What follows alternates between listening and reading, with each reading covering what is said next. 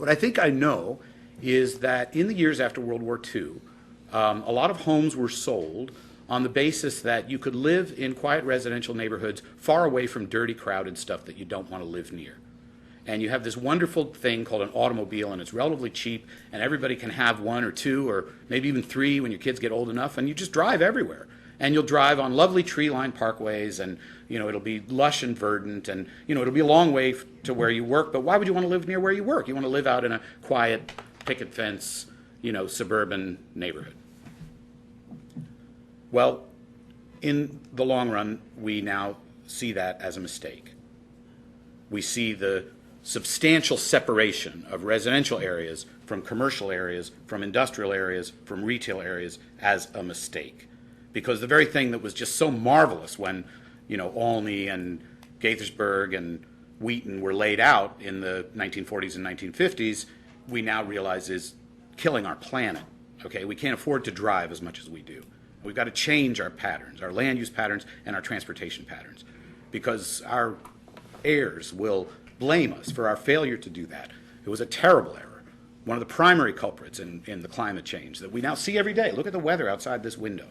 So we've got to change that. So I understand that the concept of mixed use is an urgent public policy priority, that we want to provide opportunities for the next generation to live near where they work. That doesn't mean 100% of people living in a mixed-use zone will work and live in that zone. Of course it doesn't. Mom works here, dad works there. That will always be the case. But there will be more opportunities for folks to drive less. And that's the concept behind mixed use. And I do subscribe to that. So overall, if we're changing the way that we lay out future growth in the county, and I don't mean to just keep going back and forth with Mr. Elridge. I really respect him. He's a super bright guy. He comes from his own philosophical place. Okay, the idea that the county is built and it isn't going to be built anymore just doesn't represent any community in the world. You have major urban communities, Paris, New York, and I'm not saying we're Manhattanizing Montgomery County, we are not. Okay, but if you look at lively, thriving urban areas, they redevelop all the time, constantly. So you have a building, it outlives its usefulness, it's replaced with another building, and that building has to comply with zoning. So even though Silver Spring is built largely, there will still be change and revitalization in Silver Spring forever. Even though we're built out, it's now in the business of revitalization and redevelopment. And some of that will mean taller buildings. Now, here's the question. So I'm with this so far, and Rose Krasnow at least is nodding her head. Francoise isn't paying attention anymore. That's okay. I'm talking a long time. Everyone is listening intently. Okay. Councilmember So Leventhal. what is the premise? Okay. If the premise is that we are no longer going to have single-use commercial areas in which nobody may live, I think I get that premise. Now, when Mr. Elridge talks about, but you're going to swamp our school system, well, no, every new development, when it goes to subdivision, will have to pass a schools test. So if we don't have the schools capacity, now you can say, well, our schools tests are a joke, and everything we do is terrible, and it's all rotten, and the county's been ruined. I know some people feel that way. I don't. I don't think this county's been ruined. I think it's still a highly desirable place to live, and we're maintaining our property values, which seems to indicate that. But again, I understand the worst case scenario that I talked about before.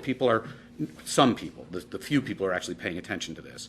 Some are forecasting bad effects, and so we want to reassure that there won't be bad effects. So here's the question. I keep saying we're going to get to a question, and here's the question. What is the effect? If you live next door to a C1 zone, I live in Woodside, or I live in Friendship Heights. Those are actually the two neighborhoods I'm hearing from. Or I live in North Hills of Sligo, okay, near an urban area, but not in a C zone. Then it's not fair to me because I moved in thinking that it was going to be one thing, and now you're replacing it with another thing, and you didn't give me notice, and I'm scared and I'm worried because everything's going to change. Well, how will it change?